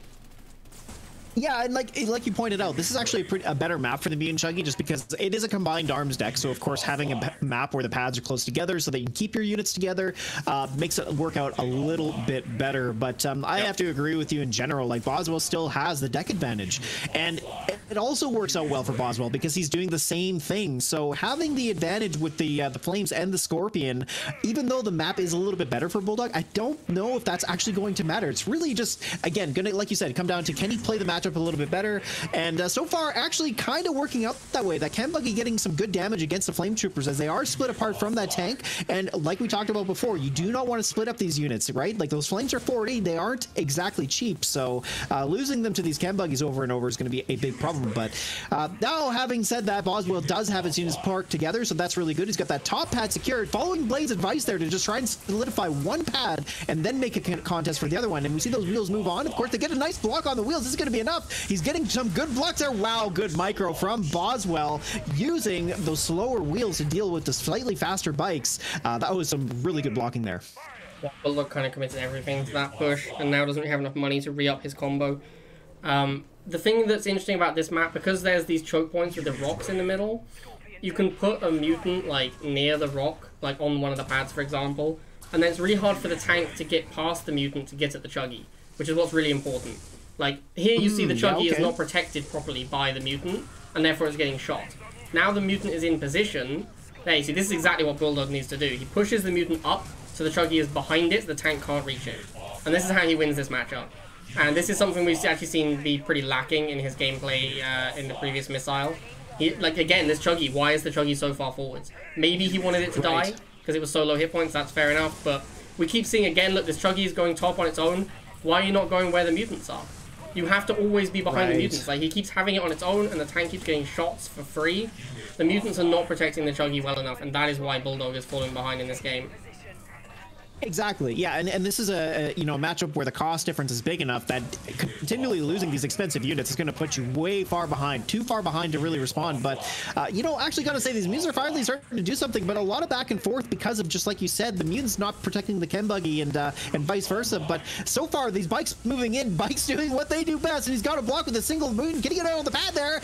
No, the Flames aren't able to make it there either, and Bulldog climbs himself out of a hole, getting himself back into this game with missile number 2. Well done. We also just watched the first time Oksana would have been truly great. if he had Oksana boosted the tank at the bottom, he would have cleared those bikes in time to stall the pad, and then he would have won that missile. But he just didn't use it. I don't understand why. Like, that was the first time I've seen with this deck where the Oksana would have been absolutely fantastic and would have won in the game, and he didn't use it. Right, yeah, no kidding. Hey, you're actually 100% correct about that. That bottom pad, if he had boosted the tank, he would have cleared it in enough time, because the timing was just very, very close. So, yeah, jeez. He does have complete domination now, though. Yeah, I mean, this is going to be over, right? Boswell looks like he's got it locked up. And, yeah, I mean, we had some back and forth there, and, like, Boswell had control of the pads at the start, and then Bulldog took them back and won second missile. But then he lost everything doing it, and then Boswell never gave up control of the pads again. All right, well, we've waffled on long enough, and we've got our players ready to go for the finals, and it's going to be Gunshark versus Paflagon. This is going to be a great series. Who is going to take the top spot and get that guaranteed sweet place in the Ultimate Arena? We're going to find out. And by the way, this is now a best of 5. 2, 1. New objective received. All right, well, let's take a look at these decks, Blade. I mean, okay, Seth versus Liang GDI, and I'm not sure what Gunshark's thought process is behind this deck. Like, the Liang drone doesn't really have a lot of great targets, maybe the Hammerhead, but the Orca has such low hit points that I don't know if the drone really does help. Maybe it does, actually. You know, maybe the Liang drone healing does help there, but the Liang drone just, it's really, I almost triggered because it's like, what is the point of it? And then Paflagon here playing a much more even keel deck using Stealth Tank instead of Phantom and 2 air units, Shade for his heavy anti-vehicle, which doesn't have anything like tanks to deal with, but the Pitbulls might be a bit of a problem. But yeah, what are your thoughts on this matchup? Yeah, I'm really surprised by the Liang here as well. He doesn't really have any tanky boys to heal up. I do actually, I learned to love, when the Liang GDI APC was meta, I did learn to love Lianging my Orcas, because I really liked that you can send an Orca into Bike Squadron and then heal it up later from half hit points. That was really useful. So maybe we'll see him do that.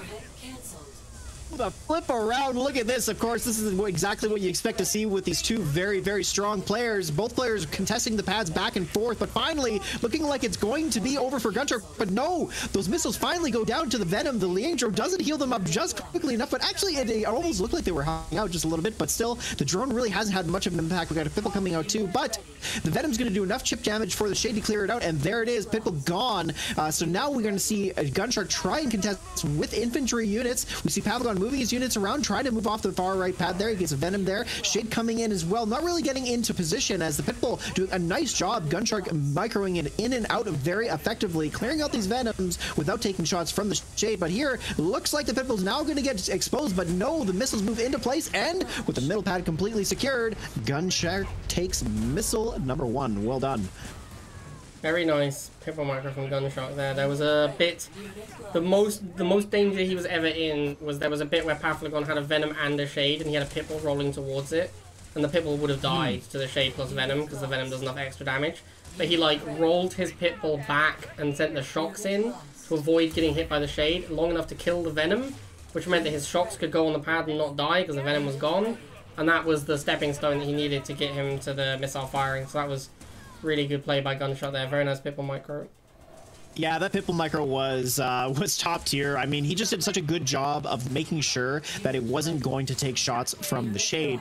And this is what makes Pitbull so darn good, even after the nerfs to its Raider. I mean, this is exactly why Pitbull is just so darn good. Moving and shooting at the same time. It turns out it's pretty strong. Yeah, in a game where it's very important to hold hexes and, you know, you get defender's advantage, being able to completely ignore both of those things, pretty strong.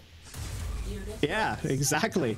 Well, and so far, looking still pretty good here for Gunshark with all that extra economy gained from getting these favorable matchups. He's got Hammerhead coming out. Paflagon doesn't really have anything strong to deal with it except for the Stealth Tank, and that's what we see come out now, and it looks like he's going to get it. Oh, really smart movement. The Shade pushing the Hammerhead back, allowing the Stealth Tank to unload its complete volley, clearing it out. Really, really great value trade there for him. Even though it is 100 for a 90, still very, very good deal. And that Orca over there on the left, not really getting any that cell tank being a bit of a problem. We see the Seth Tripod coming down now, going to hold that left pad. The Orca moving over as well. We got lasers coming up from Pavlogon just to deal with the Orca and the Hammer. That's going to be enough. With all 3 pads taken, Pavlogon makes it back into this game, taking missile number 2 at a very exciting game number 1 for this exciting series. Again, Seth, really impactful. Like, Seth won him that missile. Once Seth drill podded, Gunshot was not even close to getting back onto the pads in time. Yep.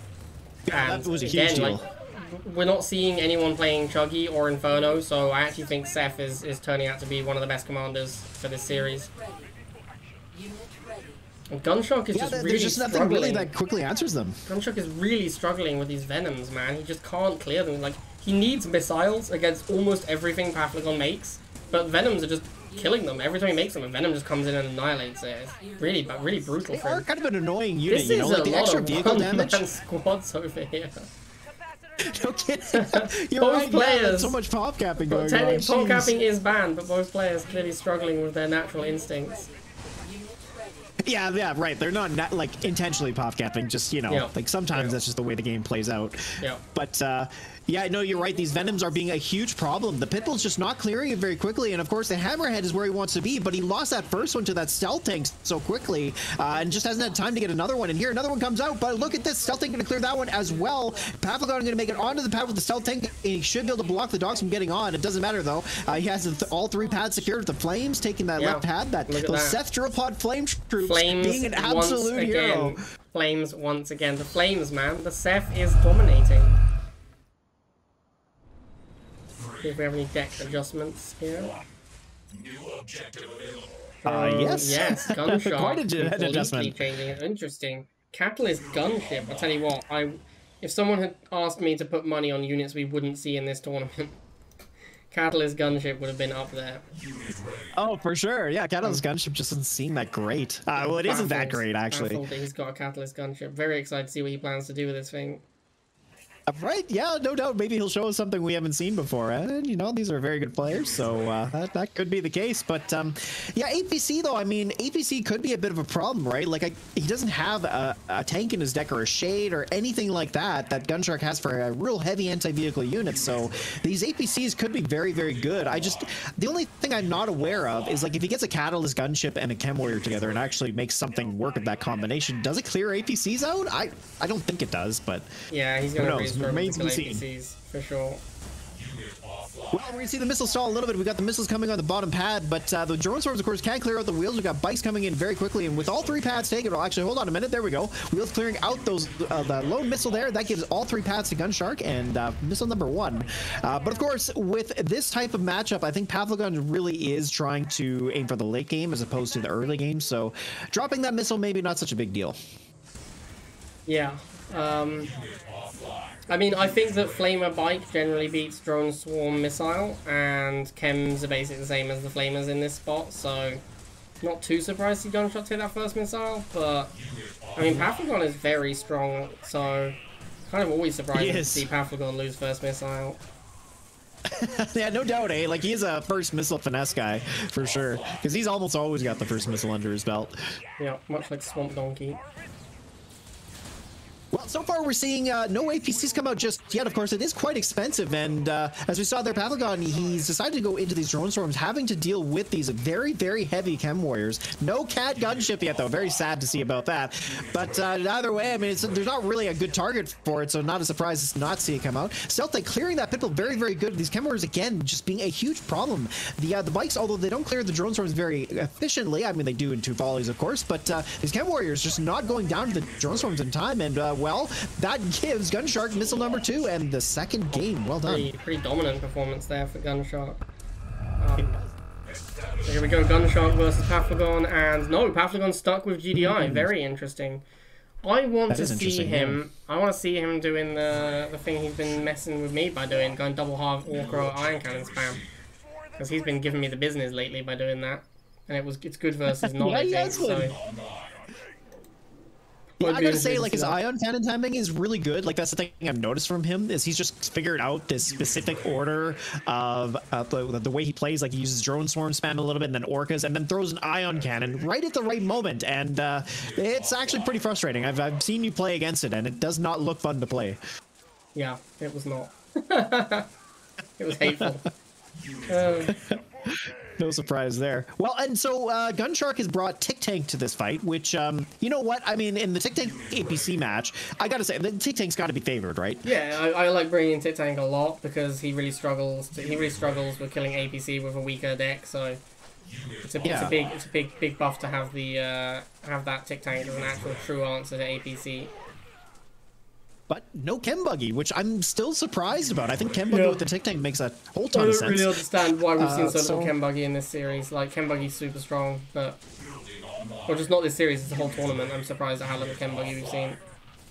I gotta say, though, not the worst thing to not see a whole bunch of Chem Buggy. Yeah, that's fair. It's been nice to see the variety, so I guess there is that, right? But, well, so far, it's been a pretty even game so far. We see Gunshark moving into the bike, so that forces well, not forces, but Pavlogon decides to move into his Orca. He's gonna clear one here. The attack bikes, they get one volley off, and attack bikes only need two, so Pavlogon does need to be careful. This is half hit point. Orca could go down to another bike volley pretty easily, but that said, these drone storms are doing a pretty good job doing what they do best, which is hold pads. We got Ceptropod coming down, and of course with the drone swarms there, they won't clear the flamethrowers very quickly, but we got an ion getting down. It's going to clear that left pad, stalling it just a little bit longer for the drone storm to clear up the flames, and now with both pads taken, man, wow, what a missile there for Pavlogon. Oh, that was well played. And that's, like, the Ceph, again, the Ceph forced an ion cannon, right? Like, the Ceph was going to win the missile, and he had to use an ion cannon to stop it. Obviously, he ion cannon on a different pad, but, like, the ion cannon effectively countered the Ceph by buying him time to kill off the flamers with the drones. So even then, when he's doing it into a drone swarm, which hard counters him, the Ceph was still pretty high impact, and it forced Pavlogon to spend 130 on a commander power to counter his 70. So yeah, pretty insane stuff. Yeah, you're right. I mean, it was pretty fortunate that he didn't have missiles on the back pad. He had drone swarms, so of course it was going to win that matchup eventually. But you're right. Like, if he had not pulled off that ion cannon, the drone swarms don't clear the flames in time to flip the missile over. So, yeah, very, very interesting and very, very smart response by Pavlogon. Well, and so Tick Tank is out on the field. We've got this sitting on that middle pad. This APC trying to find a place, but not really sure where it's going to end up. The Orca is going to be able to contest it with Tick Tank, but yeah, like you said, drill pod coming down. Oh, but hold on a minute. We got the Orca going to the far left. Can it stall the missile in time? And it does, but of course it's very low. It will survive against that bike volley. It's going to clear the bikes. I don't think they'll reload in time, but no, one missile gets off, and that is just enough to clear the Orca. And that might be enough. There it is. Holy cow. Gunshark making it back with a pixel of time on the clock, and he gets his second missile, and he is back into this game. Wow. Gunshark did not realize that Orca was going to survive the bike volley. You could tell it had taken 2 bike missiles, not 3. So I think that is no disrespect to Gunshark, but a little bit of like you should, like, I looked at that and I knew it was going to survive a bike volley. But he pulled the rifleman away thinking it was going to die. And then when it didn't die, Pavlogon misplayed by not immediately returning fire on the bikes, which actually gave him time to fire another volley. I'm pretty sure Pavlogon moved the Orca too much when he could have actually just fired at the bikes and killed them. So I think Pavlogon... Yeah, I think you're 100% right. I think both players kind of did a little bit of throwing there.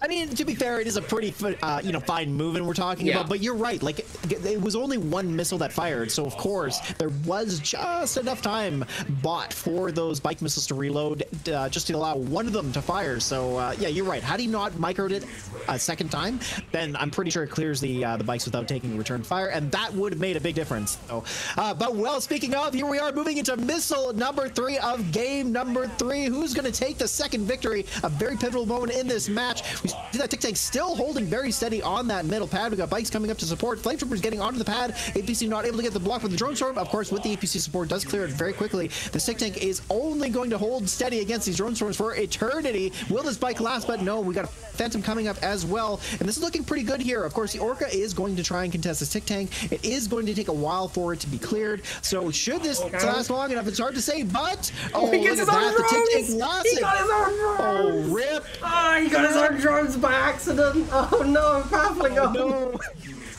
Oh man, such a well played game, Oh, and kind I of didn't threw think it he was right at the gonna get last the drones. second. I thought for sure he'd done that right. I didn't think those drones were close enough. Gunshots. And also, I would like to say again, Seth was insane in that game. Seth was so good for Gunshark in that game. Like, totally, yeah. The flamers were so impactful so many times. Even when they just were getting countered, just as pad holders on the back, they were so impactful. So, yeah, both players playing Seth here. Pathlogon's gone back to his nod. Gunshark playing the same deck he just played. Interesting matchup. I think Pathlogon's going to really strike. If Tic Tanks get burrowed, I think Pathlogon is in trouble.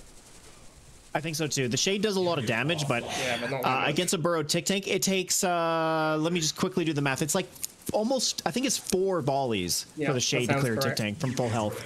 Yeah, which so is crazy. that's a lot of time for a Phantom to come out and clear the Shade out, or even Bikes to get a few volleys off. Like, he has to choose too, right? Like, do I fire at the Tic Tank or do I clear the Bikes? And then, of course, if lasers get planted, like, yeah, I agree with you. I think it's going to be very difficult. Yep. That's another thing that you see quite a lot in these games is, like, you want to kill a Tic Tank or a tank or whatever with your Orca / Shade, and instead they put a bike in the way and you have to kill the bike, because otherwise you just get shot by the bikes. And then by the time you reloaded, they put another bike in the way. So you just end up repeatedly clearing bikes, which you don't really care about, because they don't care about losing them either. You're just like, I can't clear the burrowed unit, because every time my Shade is reloaded, I have to use it on bikes again. Yeah, exactly, and you know, that's going to be a big problem for sure. And as we move into this first missile, we're about halfway there, so actually a lot of stalling going on. We're about 1:20 on the clock, so neither player's really tried to charge the missile that much, and so we might see a bit of a longer game for this one, but so far looking pretty good for Pathlogon. He's got his Shade and Venom combination out early. He's got all 3 buildings online. Both players do. They both have enough money for a Seth drill pod. It's just really a matter of when are these players going to put some units on the pads and start charging, but yeah, so far not seeing too much of that. Yeah, this is a really interesting game because, like I say, it's very stalled, and it doesn't really seem like either player is getting much of an advantage. Pathlogon now dropping that first drill pod, that could be big. That could be a big deal here. It looks like it's not doing a lot, trying to get though. onto a pad, but well, the Venom's pushing it back, drop right? pod as well. Both players just sending flamers to die against Venoms to buy time. Even just doing that, the drill pods have impact. Yeah, and both players pulling them out here, right? So we're seeing a bit of a stalled game. These Venoms trying to get a little bit of extra value, but that Venom does take a shot from the bike, so that's very, very good. It's going to sit on that middle pad. There we got the Shade and the Venom on the left as well, but a Phantom coming out here from Gunshark might be enough to swing things around. He's going to be able to take out the instant the Venom, stealth tank response. No! Oh, so savage, and that puts Pathlogon way up ahead, as now he's got the first missile, but also a lot of money under his belt and a full stealth tank to boot. Yeah, that was savage, because like the Phantom was such a huge deal for clearing out what Pathlogon had, but losing it immediately to the stealth tank, actually backbreaking for Gunshark, because Gunshark doesn't want to make a Tic Tank. He doesn't want to make Tic Tank because the game has been all about these Shades so far, but he needs a Tic Tank now to kill the stealth tank, and a borrowed Tic Tank is how he wins this game, but obviously it's been all about the stealth tank, about the Shades, so he can't really make a Tic Tank into a bunch of Shades. Oh, where's this tank going? You need to be careful. That's what I was going to say. He's going to go try and pressure the harvester, but wait a minute. Oh no, the Shade gets a full volley, nearly clearing it out. As you can see, isn't quite enough to completely clear it out. Of course, this does mean even if the Tic Tank does burrow, it doesn't really matter that much. A few, like that Stealth Tank will clear it out. Another Shade Volley will clear it out, etc. So, and here we are. We're coming down now to missile number 2. Gunshark isn't looking too great here. He needs to win this game if he wants to win the series. He's 1 game away, but Pathlogon fighting for his life. Gets that Shade onto the far left. Then I'm going to hold steady against the right, but it's just a matter of time here. That Shade will clear out the Tic Tank, but not in a very fast fashion. Here we go. Stealth Tank coming out, clearing the Venom, and that's it. Pathlogon 2 now has it, and there it is. Missile number 2 and game number 4. Do we think this is going to be Rev Solomon? New objective. There it is, the comfort deck. The last game you fall back on what you're comfortable with. I'll tell you what, man, Talon is good. Talon is good versus Pathlogon. I like Talon. It is very good. Drone Swarm also good. I mean, again, Drone Swarm's just good versus Nod. Pitbull's also good versus Pathlogon's deck. I think Gunshot's got a decent deck here. I don't know if it's going to be good enough, but well, I think his going to be a pretty important factor, but his matchup is nay bad. Pathlogon's deck is really weak to Pitbull's. Like, he doesn't have anything that one-shots them. Shade is the closest, and it costs 70, and then it doesn't even, you have to have support for it. So yeah, I think Gunshark, I like his deck. I think this could be. I agree with you. And like on a map like this where you got 3 pads that are spread apart, the ion cannon can be very, very useful. You know, Pathlagon not playing APC here does mean ion cannon's going to be quite a bit better because, of course, ion cannon's not that great against APC. It clears APC, but not the missile troops, right? So in this case, yeah, I agree with you. Pitbull's going to be very, very good. It's going to be excellent against the bikes, against the shades. He's going to have to really use some awkward maneuvers to try and win these matchups. So that's going to make it difficult for Pathlagon. Whereas Gunshark, he just has some cheap spammy units, a pretty solid game plan to go by. So yeah, I gotta agree. It's looking pretty good. And well, you know, Pathlagon, having realized that he needs a little extra money, has decided to go for a second half. But I gotta say, I think that was a misclick. I don't know if he wanted to make the second half. I think that was a misclick. I think I'm not so sure either. So the fact that he's put it on the pad immediately makes me think it might have been a misclick. That's what I was thinking too. But hold on a minute, does he get the jump jets there in time? And he does. These pitbulls, though, a big problem. The 2 pitbulls on the far right are gonna, of course, not clear the harvester in a long amount of time. But the bikes on the middle pad go down to the jump jets. So wow, that was the jump jets MVP there, swapping things around. Gunshark comes out on top. A heartbreaking moment to misclick the second harvester. In the match point against Gunshark, against Reb Solomon as well. It's such an aggressive deck, and you accidentally build a second harvester right before the end of the first missile. Yeah, like I thought immediately, like, what is he gonna do with it? But he doesn't have Inferno or anything like that, right? So yeah, and look, he hasn't rebuilt it, so clearly it was just a misclick. He immediately put it on the pad, it died, and he didn't rebuild it. So now he's just really far behind in economy. Oh, yeah, not what you want to see in a finals, but well, hey, this is Rivals, and sometimes those things do happen. And well, I mean, it was only missile number 1, so of course he's got plenty of time to make his way back into this game. And really, Gunshark's deck isn't going to be all about map control. He's really just going to be controlling the pads with these cheap spammy units. Having said that, look at the amount of money he's got, 280 tib. So whenever he wants to ion cannon, he's going to have it available. And here we are, moving into missile number 2. Pathlagon not looking too great here. Pushed back into a corner. Talon spam coming out in huge numbers. Gunshark with the pad spam. Is it going to be enough? The drill pod, though, overcomes it. But wait a minute. We see a bit of flipping going on back and forth. The Pitbull going down. Ion cannon getting done as well. Is it going to flip things around? And it doesn't. The pike move off just in with time. The dodge. The sick dodge on that one masterful micro. So good. I am baffled that Gunshark held off on that ion cannon so long.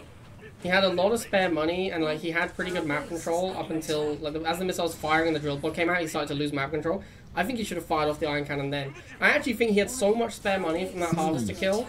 He could have dropped a ion cannon that is not efficient for him, but he can trade 130 for like 70 or 80 from Pathlagon and be ahead in that exchange. Because Pathlagon was broke. So I think if he just ion cannon like the first shade to come out, just to continue putting pressure on, I think Gunshark might have already won this game if he'd done that. Well, and here it is, guys. The last missile of the last game of the tournament. Who's going to take it? Who will be the victor? We got the drone storm on the left. Is going to get taken down by the stealth tank. This shade, though, low hit point liability is going to get taken down by the Talon. But the timing might not work out, and never mind. There it is. Gunshark is going to be your qualifier for the Ultimate Arena. And look how good Talon was. Talon's so good versus Pathlagon. Oh, Talon was amazing. Oh yeah, MVP for sure. I mean, he just couldn't respond. Oh, we lost Jeffrey again, chat. Okay, I've turned it on, but it's taking its sweet time. Yeah, I don't know what happened there. Discord just like crashed on me for some random reason. Yeah. Well, at least we made it to the very end, right? I can't imagine that happened midway through. That one. Better than it happened after the end of the game, for sure. Right? Yeah, for sure. Okay, I guess we'll do the sign off with no camera, unless maybe if I click here. The camera. Sorry. Let me try and actually hold on a sec. Let me try one more thing. Why is it not coming up? Yeah, I don't know what's going on. My computer is having it's having a fit. That's for sure. Okay, maybe we'll just do it without camera. Sure, that's fine. This Legion's Arena thing that I was originally given, it has Boswell imprinted on the default one because it was originally Boswell. So I have to put the camera over Boswell. It just always says Boswell, and I can't get rid of it. Just like this one always says Blade. You found out my secret identity. Yeah, and so on. Alright, so there you go, guys. Thank you, everyone, for hanging out with the Legion tournament. Congratulations to Gunshark, our winner. commiserations to Paflagon, who unfortunately misclicked second half, which was pretty backbreaking. Yeah, for sure. Thank you so much to Kenny, and Black Razor was our other background host today. And Volumes was doing some of the score stuff, so thank you to everyone there. And of course, thank you, Jeffrey, for the co-casting. Oh, my pleasure. It's been a lot of fun. And a huge thank you to Viper for the graphics, and of course, Sarpedon for the Legion bot. Yeah, I don't think there's really a lot else to say. I think we're probably done with the tournament at this point. Let's do the images. There we go. There's your support image. Donate to the prize pool, grab yourself merch, support the Legion team, all that good stuff. I don't know if we have a prize pool link at the moment. I don't know if this link is accurate currently. Let me go and check. Yeah, no, that one's dead. Okay, so never mind. use the link in the Legion if you want to support the prize pool. And then of course here is the other one, the supporters link. This probably needs to be updated, but there you go. Thank you to all of the people supporting Legion. All right. I hope you guys enjoyed the Legion tournament, and I will see you next time. Yeah, the link does not work, Gwynblade, you're right.